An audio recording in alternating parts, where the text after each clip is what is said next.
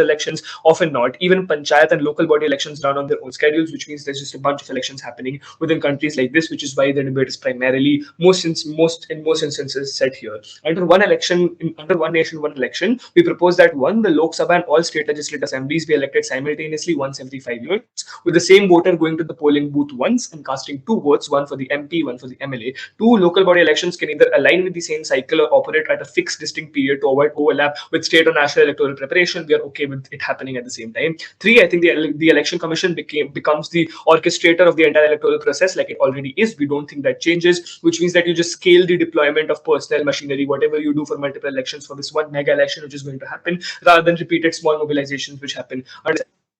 We'll talk about two things and extensively wait. On one, we're going to talk about the crushing cost of constant elections, why that gets fixed under our house, and why it's a unique benefit. Two, we're about total chaos between results as a consequence of there being multiple elections, why that is better under our side. On idea one, then, the crushing cost of constant elections. The financial cost at both public and private level is very, very high. Running elections in India is staggeringly expensive, which means you need to just spend a lot of public money, because every election demands massive deployment of paramilitary forces, things like polling officers, ballot, EVM logistics, security infrastructure, media oversight constantly. These aren't isolated costs. Election commission budget in and of itself. But secondly, I want to note that there's always going to be national holidays for elections, which paralyze economic activity, which means businesses shut down, production halt, services freeze for a considerable amount of time. This impact is felt repeatedly across the year, which lowers productivity economically overall and causes tens of thousands of crores in indirect losses every year. Three, political parties bleed cash trying to remain electorally visible year round, whether it's printing manifestos, renting soundtracks, running IT cells, whatever they can do to make sure that they stay relevant throughout the year, because their coming into power depends on it, which means each election is a standalone financial war. For small and regional parties, this becomes existential in of itself.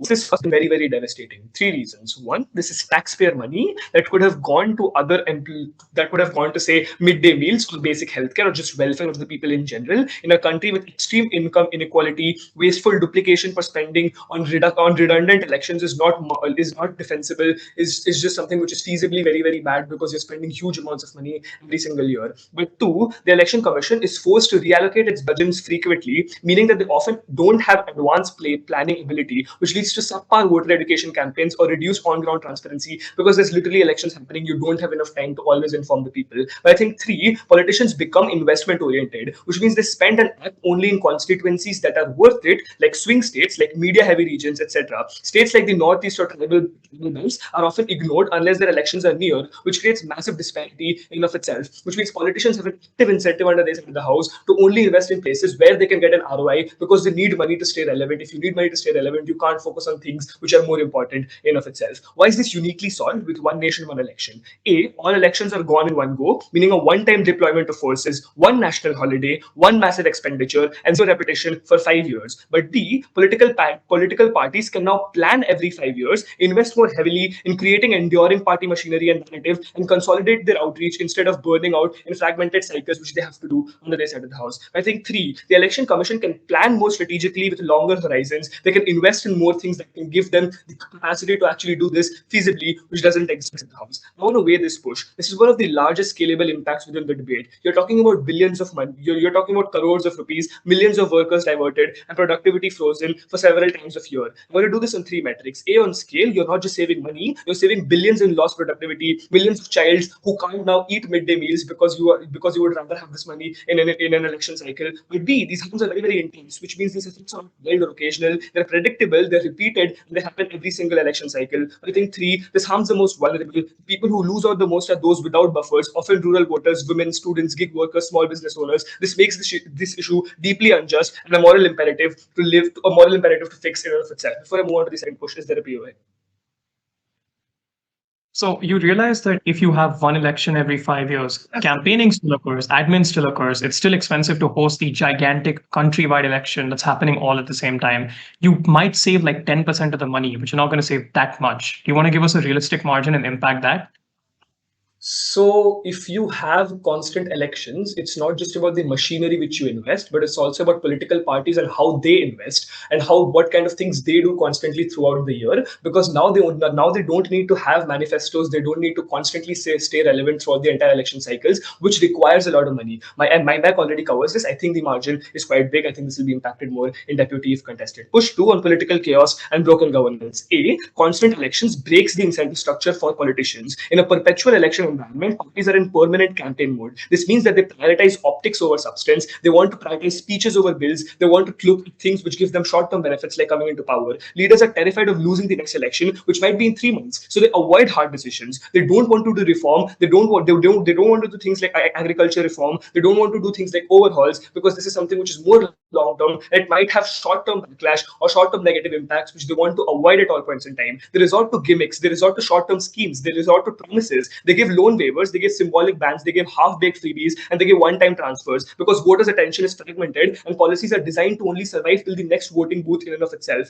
More elections is equal to more populism, is equal to polarization, which happens at this side of the house. With every election comes the urge to out-promise your opponent. You get competitive populism where manifestos become wish lists that no one can actually fulfill. This leads to not only fiscal collapse, but also leads to like unprecedented budget rollbacks in of itself. I think two, fragmented elections allow regional or fringe actors to gain disproportionate leverage, which results in things like chaos in of itself.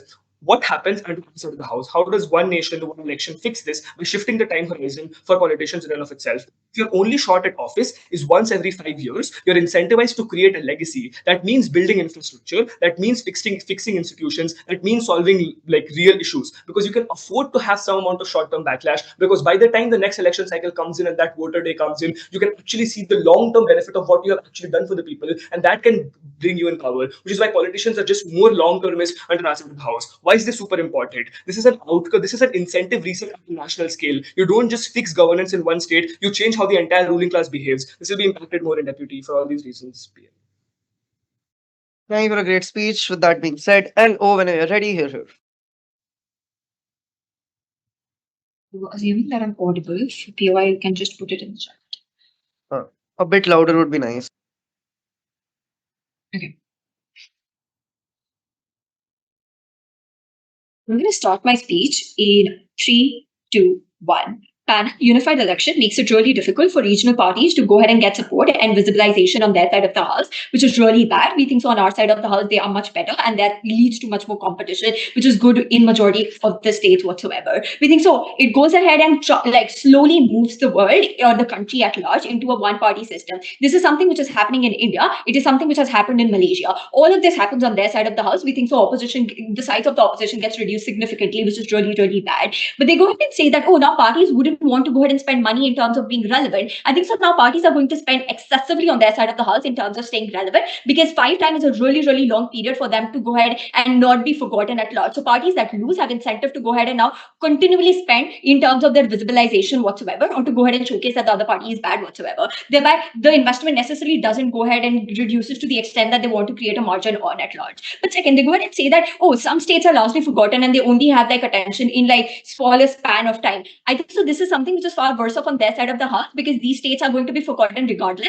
if this like the state does not have the incentive to like give any sort of light to that. Thereby, the time lag that you go ahead and create on their side is going to be 5 years. On our side, you still have state election, local election. Thereby, we think so there's still incentive to create some continual attention to these kind of state, which is comparatively better in comparison to their side. I quickly want to go ahead and nuance out of what looks like on our side of the house. Insofar as you have multiple elections at different levels, we think so that different elections on different like time frame focuses on different positions and different issues which are relevant to that particular election only. When you have a national election, you focus on more national based policy. When you have a local election, you focus on like those specific nuances of those policies that affect the people of that particular state or that particular constituency whatsoever. We think so all of that gets reduced on their side. But second, we think so that campaigning is also much more personal on our side of the house and much more relatable, because when you have like a state election happening, then you go ahead and meet people on the ground. You go ahead and engage with people in conversations of what are the problems that they faced by virtue of their MLA. way. But when national elections are like happening, these kind of conversations don't happen on the grassroots level the way that like should happen, and is something which is limited to the like big party leaders going ahead and engaging in debates whatsoever. But it think all of that gets condensed and reduced on their side of the house significantly. Why is it much bad, like worse off on side government insofar as you're only focusing on like one election? When you focus on one election, the focus shifts from different parties and you only go ahead and focus on the national policy whatsoever, even if you have like multiple elections to go ahead and cater to. Why is this the case? One, in terms of the media attention, we think so media attracts more and more people, and the more attention can only be driven by you going ahead and focusing on issues that go ahead and unite people at large. We think so that national elections are the only issues which are like a common denominator for media to go ahead and then portray or talk about at large, because people can have different issues in general that reduces the voter, like reduces the audience base for this media in general. Thereby, you only go ahead and display national policies or the national issues on these media channels as well. But second, we think so that the national government has much more consequential policies with respect to how much it changes your life. Thereby, people are likely going to go ahead and think about these issues more while when they're going ahead and casting their vote at large. Things like how defense is going to be much more culturally important because that affects the way that you peacefully stay in a country. How taxation policies come about affects the way that you are able to like generate income or the way that you can disperse your expenses within your household. All of these issues are decided by the national government, and we think so insofar as you have only one election, you only focus on the issues that are catered by the national government or like the Lok Sabha election whatsoever. Thereby, you only focus on the national issues at large. But third, we think so that local elections are less accessible in terms of information as compared to the national elections whatsoever. Not only in terms of the resources that these like parties essentially have, but also in terms of the accessibility through like visibilization of media, but also visibilization through like conversations that you can generally have. People do not have incentive to go ahead and read on multiple manifestos on their side of the house insofar as you have like different elections or like different policies coming on in the one frame. On a comparative, it's much more better on our side of the house because you have different time frame, you have your ability to go ahead and engage in different level of conversation and nuance those conversations comparatively better because you have different things to go ahead and then prioritize. When you have to focus on your state elections at a different point in time, you only focus on issues that affect that state or you as a person living in that state and not like you individual within that particular country. But third, we think so you also have a lot of pressure from the leaders at the top while campaigning to only talk about issues which are nationally important because they don't want to have any sort of dilution of message whatsoever. So for example, if a MLA is going ahead and campaigning within their local constituency, they still go ahead and talk about how Modi is going to go ahead and change the country at large because they don't want that dilution of message happening down the bench. That can only like that reduces the efficacy of their ability to like engage on more proximate problems on side government at all. But fourth, we think so that the largest party have an incentive to go ahead and make it about the national election. Thereby, you go ahead and pressure, like there's a greater pressure in terms of like media houses, but also the conversations that you hear to go ahead and make it like synonymous to the national election, and these being much more important in comparison to other elections. What is the impact of this argument? One, we think so there's low focus on the local issues that people go ahead and face on a daily basis. Things like leaky pipes or like subsidy flowing in or not. All of these issues get diluted because you go ahead and prioritize the like national issues at large. But second, we think so that parties also go ahead and stop talking about these issues whatsoever insofar they're only going ahead and talking about national elections. We think so this is really worse off for regional parties because they don't go ahead and get a space to talk about these local issues that can give them an avenue to have much more competition within that particular state because all of that gets concentrated into bigger national parties at large. Third, we think so that you're now going to go ahead and likely vote for the same party when you're casting your vote, primarily because it's much more difficult for you to nuance out and different out between like the kind of votes that you are going ahead and generally casting. So it's much more easier instinctively for an individual to go ahead and cast the same vote for the same party because you are bound to go ahead and see one party visibly more. Before that, I'll take your POI. You have no reason to explain why on comparative regional parties become more prominent. Presumably, these big parties already have very high capacity. It makes no difference. Cool. Segueing into my next argument, why the comparative is much better. One, we think so when you're going ahead and voting on local issues at a different time frame, it's much more better because media scrutiny also gets significantly like much better in terms of the local issues that people are facing. So media is able to divert attention much better on our side of the hall. Now the media is able to go ahead and portray to you why electricity is not coming into certain regions, why there's much more leakages in a particular region, etc., etc. So you get much better reporting onto these issues on our side of the house. But second, we think so that regional parties are able to go ahead and create a better local base on our side, primarily because during national elections, their ability to criticize the government gets reduced significantly by virtue of like smaller regional parties not getting that much of attention because they operate like through different states. On our side, when you have a specific state going ahead and focusing on that particular issue, you have an ability to criticize the government there. So that means BSP can now go ahead and criticize the government when you are only going ahead and focusing on UP elections and not the entire like the country's election at large. We think so they get much more attention, which gives them an ability to go ahead and criticize government and but also gets legitimacy in the larger scheme of things. But third, we think so it makes politics much more interesting for the people,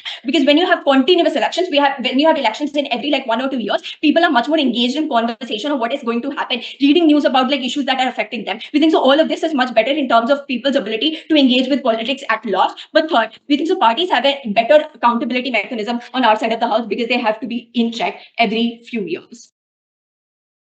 Thank you for a very fine speech.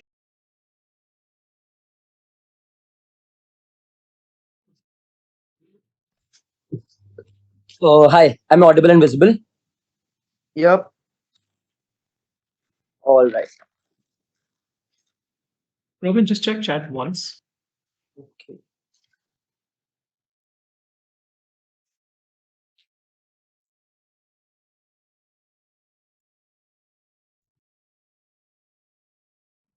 Oh, yeah. This is Robin going as DLO. I'll take up your post 5th. I will be starting my speech in 3, 2, 1.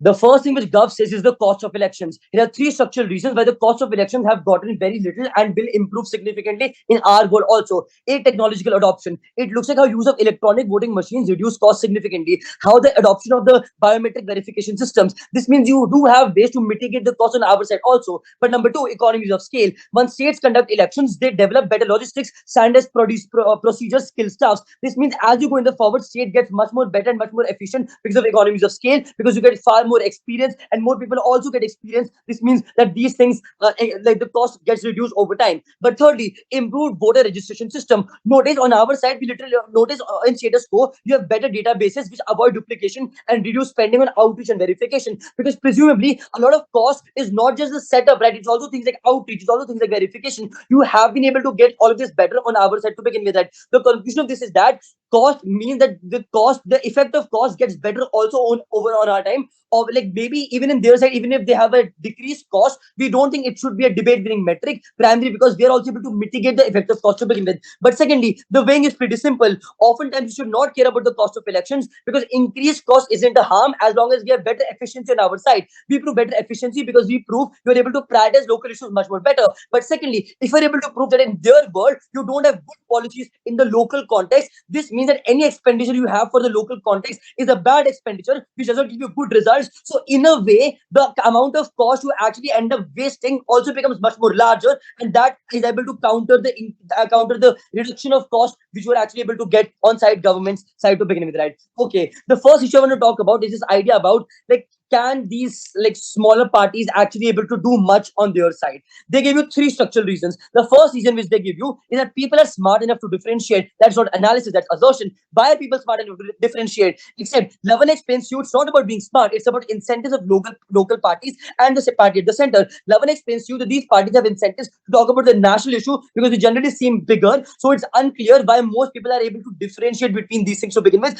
primarily because they are being bombarded with a lot of information. The question is, what information do you prioritize? We explain oftentimes you prioritize information which is the larger thing. But secondly, they say local news are independent of the national news. Except local news can't focus on local issues on their side, primarily because attention gets diluted in favor of national issues. This looks like in a local state also a person is less likely going to watch the local news once there are so many news channels talking about a larger issue by virtue of this being larger spanning things. But secondly, oftentimes media has incentives to reach towards more number of people, primarily because they have incentives of viewership. You can only achieve viewership once you don't focus on niche issues but on larger issues, primarily because it surpasses borderlines and it surpasses other issues to begin with. The third structural reason they give you is that, oh, insensitive local parties doing good like in the past, except it's unclear why there becomes a tipping point for you to have continued support. Except we explained to you that bigger parties have a lot of media machinery, therefore they're actually able to coerce you into making a belief they're the sole party that is important, primarily because now the local parties, the bigger party, everybody is talking about the national issue.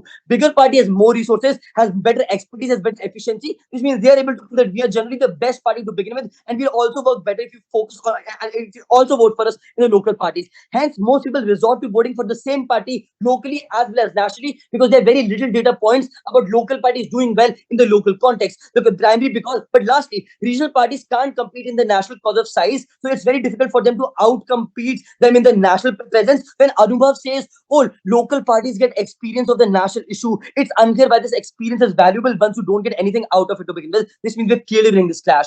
Now, why a focus on local parties is actually quite important. A, they understand issues better because they're closer to the people because of cultural affiliation. Like you have people in the local community in the party. But two, in the scale of things, while national issues may be perceived as more important because of the degree of effect, but realistically on a day-to-day basis, oftentimes local issues are quite proximate to people, but people just don't perceive it to be proximate primarily because of the things, how things are marketed to people. But thirdly, feedback mechanism is actually much more better on our side, as oftentimes it changes with respect to local feedback. What is it that your state wants as opposed to what is it that the country wants? This means that feedback mechanism is actually much more specific. Their only response was that the feedback mechanism is now distributed in the 5 years, except it's unclear why the distribution focuses on local issues at all. Presumably, most of it can focus on national issues also. But even if it is focused on local issues, it's unclear why parties focus on local issues because at the time of election, the amount of media would only talk about national issues to begin with, right? But also, even if it's a bad party, even bad parties have incentives to focus on local issues on our side by virtue of you actually having a local election, which is a good thing, primarily because even on both sides, the bad party is going to win the local elections.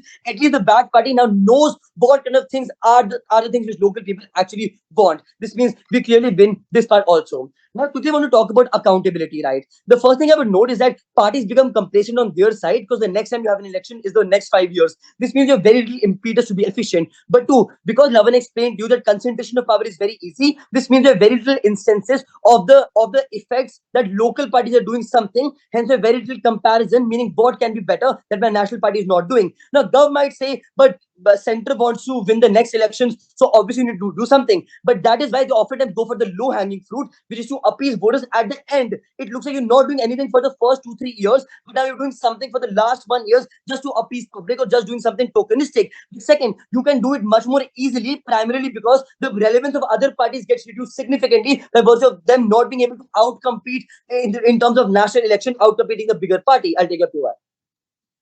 So I have an issue in my house, like water supply is very bad.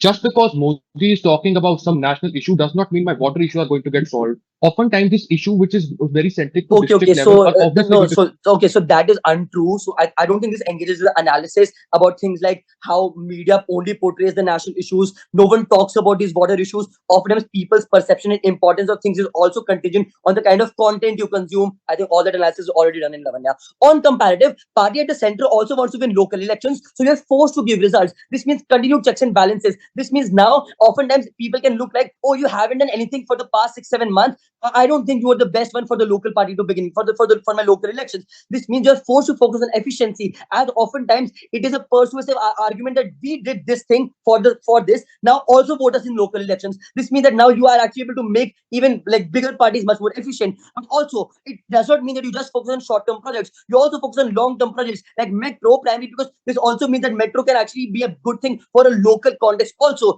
this means this checks and balance is the most important argument to begin with. Last year in voter turnout, A, choice does not have any value as it does not if it does not translate to results. But two, you make people interested at one point on gov on op, you make people interested at most points. So even if less people are voting for lesser for local elections, it's a much more better translation of the expected thing which you actually want. Because of all those reasons, we clearly win on efficiency, which Shaurya will be the most important thing. Thank you. Thank you for a great speech. With that being said, Gov, when you're ready, here. Can you hear me? A bit louder would be nice. Okay, wait, just a second. Better now? Yep. Great. I will take you as in chat.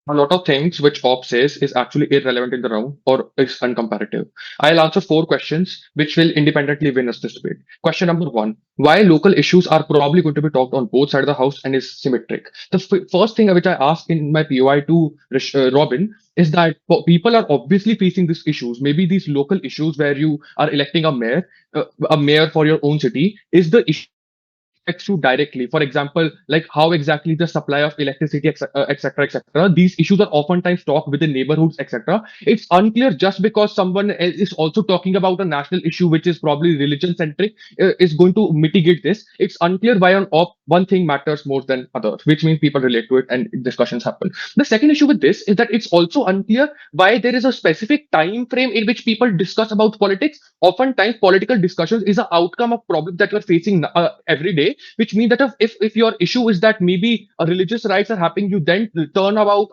and talk about national issues. But if issues is affecting you personally within your everyday life, these conversations can start anytime. Which means that on Ask the House, there are 5 years where you can talk about these issues comparatively on Ask the House as well. But the third issue is that it's also unclear why national issues is the only way in which these big parties can win election. Presumably, there are specific parties which is only contesting for local elections or state elections, which are obviously going to market themselves for these specific elections. Which means if bigger parties wants to win national elections, they obviously want to have to contest within local elections as well. Only then are they going to establish that we actually care about your actual needs, which means that they use this local elections as a reference point to go ahead and win these national elections as well, which means that their incentive to work for the people within this election also exists on our side of the house. This explains like why local issues are going to exist on both sides of the house. Question number two: they claim that like visibility for local parties is probably going to decrease. The issue with this is that all of the reasons which Robin gives that big parties are very strong are also applicable on their side. There is a threshold beyond which marketing can't work. Even within status quo, when you have elections after a gap, after in multiple constituencies and even within nation, there is a very high amount of marketing that the biggest party is already doing. Presumably within your YouTube ads or like Instagram reels, often or like just going outside and looking at posters, the threshold at which you can market your own party has already met within status quo. So presumably, if on off time increases, your ability to market your party is probably not going to increase that exponentially high, which means that the delta is very marginal, if not uncomparative. But I want to flip this. On our side of the house, once this election happens within 5 years, now these local parties don't have to waste money for constantly within 5 years within elections or like within marketing themselves or within specific policies, which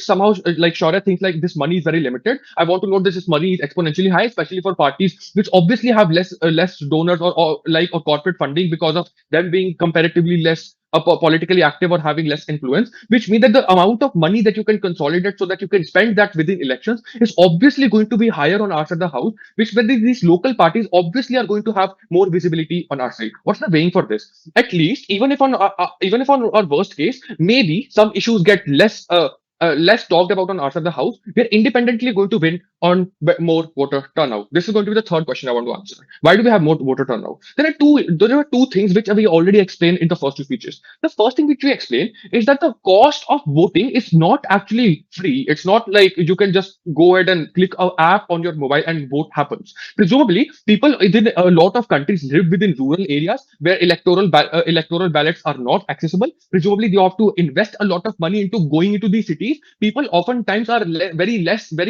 skeptical of like whether you want to spend this money or not. People obviously use this like holidays for their own leisure and something like that. But this does not happen on our side, because if elections happen on 5 year, you can't just normalize having election every time. Maybe the political discussion before 6 months of the election is exponentially increasing, and now these poor people for whom the cost is exponentially high try to actualize that maybe the cost is actually justified because you're voting for election, and the utility that you can derive just by voting once is probably higher because you're voting for all of the elections. This can change affirmative action, but this can also change the water issues within your own houses, which means that your ability to go out and constantly vote on our side of the house is increasing. Voter turnout increase is an independent pathway to it's an independent metric on which you give us this debate. I think Anubhav has given enough reasons why voter turnout matter. I'll give you some more reason. The first reason is in democracy, independently is not just a good thing if voter turnout is independently low, which means political party often resort to doing more identity politics on their side of the house.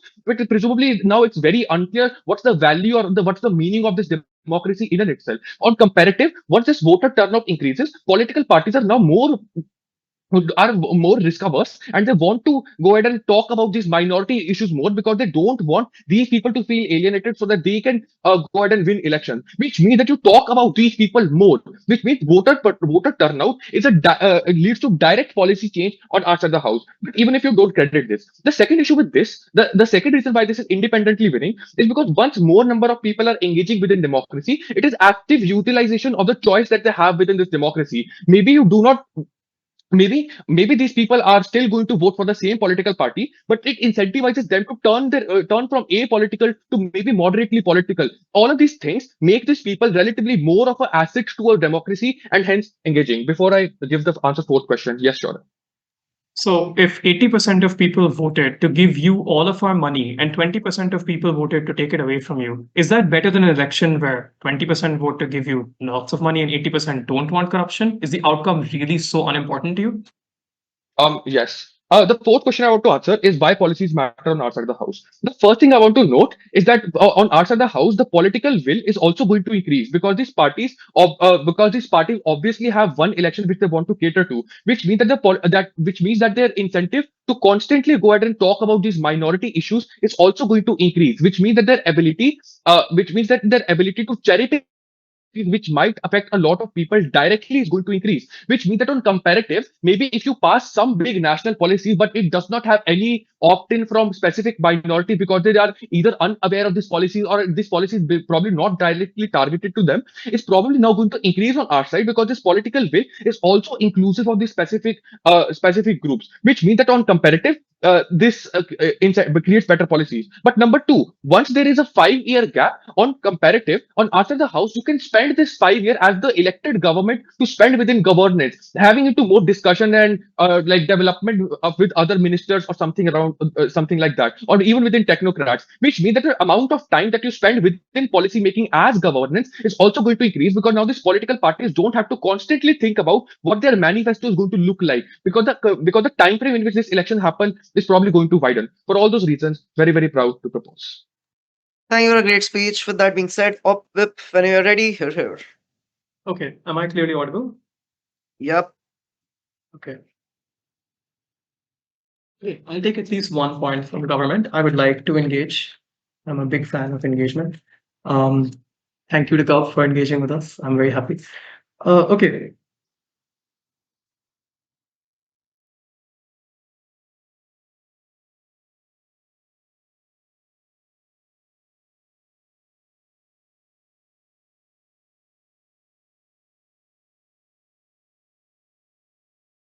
Opposition contends that democracy is a tool, and if you use that tool to shoot yourself, we don't really care about it. Note that the random claim about the state power principle and not ever proving it means that government has no moral explanation other than people's views should be expressed. That is not something you buy morally, because often, if you have 90% of the people saying we want to kill all the minorities, then we have a constitutional restriction on how much you can do. We have lots of limits and checks and balances in a democracy. We do not think only people's views matter. In fact, a federated system which has local governments and state governments is built for exactly this purpose. A large national election makes people focus on the majority, which often creates a tyranny against the minority. Local and state elections create a protection for smaller areas which have less money and less regional support. In fact, I would then flip the claim. I'll give you an actual moral reason. Democracies are tools, and when those tools harm the most vulnerable in society, those users of force we can see intuitively are immoral. You can see as a panel that it's wrong to take away any capability for local elections or state elections to matter and for people's lives to get worse. So if we win the utility clash, we will win this one as well. But third of all, voter turnout should not be the metric for you. The reason for this is simple.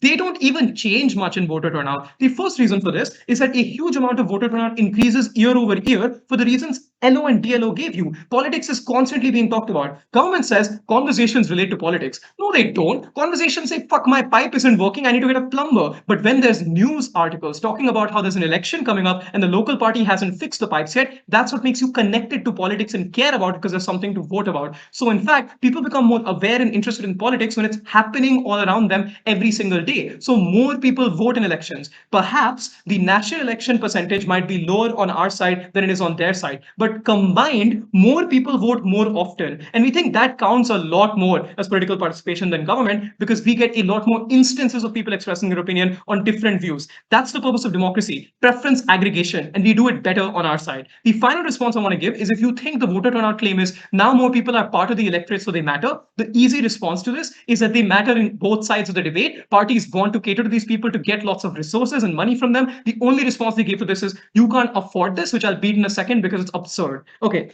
Second of all, let's go to the actual metrics of this debate, the two win conditions on opposition. First, why do we very obviously have significantly more fair elections, which create a lot more competition? And second, why is accountability by itself winning?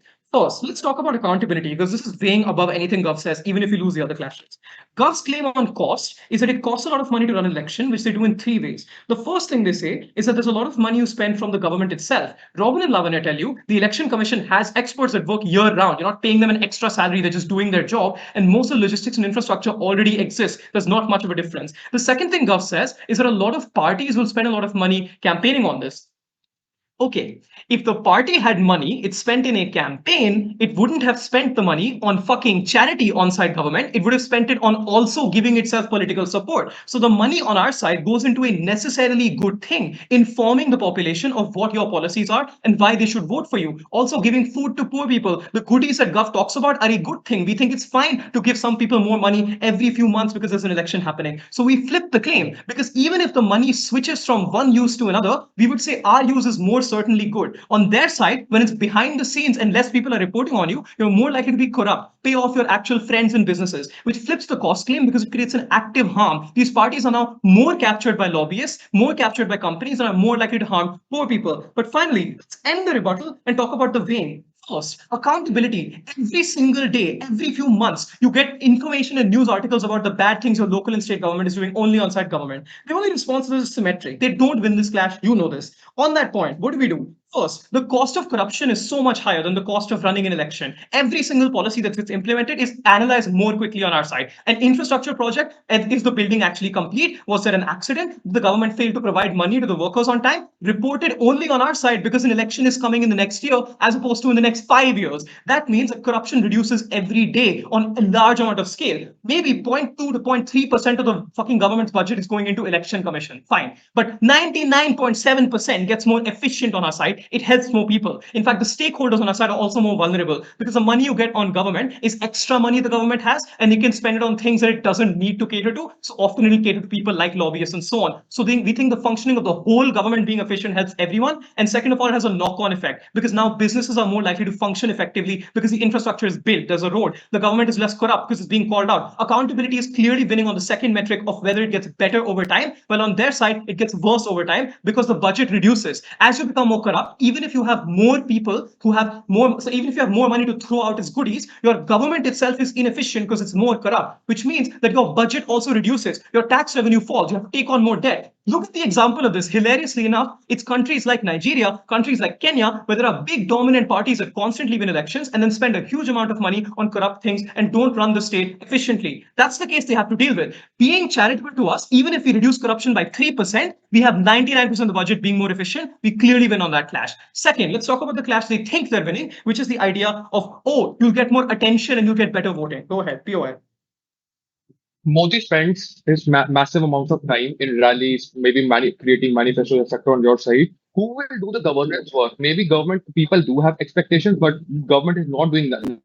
Okay. Create more time for people. He's in rallying. The campaign managers are rallying, and so are his campaign advisors. That's how an election works, Aryan. Second of all, even if he is campaigning, that's fine because now he gets accountability. He gets asked questions because trust me, Modi isn't writing the policy. Modi goes to the cabinet and says, "Why is this not done? Get on it. Why is this being done badly? Do this." And he actually leads the team. So in order to do that well, you need to get enough feedback that you're forced to do it. On your side, Modi has 5 years of no elections where he can throw money to his friends, continue to be corrupt, and pay off lobbyists. So we don't see the benefit there. Finally, what do they say? Guys, don't worry. We will have local elections even on our side. Why? Because people are very nuanced and they can vote separately. And now you create more awareness because national people come up. First point of weighing. If this is the case, without reporting, the people vote on stupid policies. They don't know the year round what the local government has done, what the state government has done, which creates bad policy and a lot of unaccountable governments. Immediate flip. If they don't prove you have information, the voting is actively harmful because it entrenches bad parties. Second, they say local parties get more money. Immediate flip. The parties actually get money when they win local and state elections. When they're competing on a large media scale, the cost of competing goes high because the news platform is not going to push you when the BJP is paying you a lot more money to push that content. And people obviously have limited space in their head to consider things. And so they'll prioritize national elections. As the cost rises, you get less capacity to win. So lobbyists fund you less often. Corporations give you less money. You have less capacity to hold a one party to account. If you want a system where a systematically corrupt, bureaucratically inefficient, and badly designed policy system is going to exist, you will vote for government. Otherwise, please vote for status quo. Our constitutional framers had a fucking brain cell. Thank you for a great speech. With that being said, Op reply whenever you're ready. Here. Nothing post 415 will go down on our sheets. Hello, I'm audible and visible. Yep.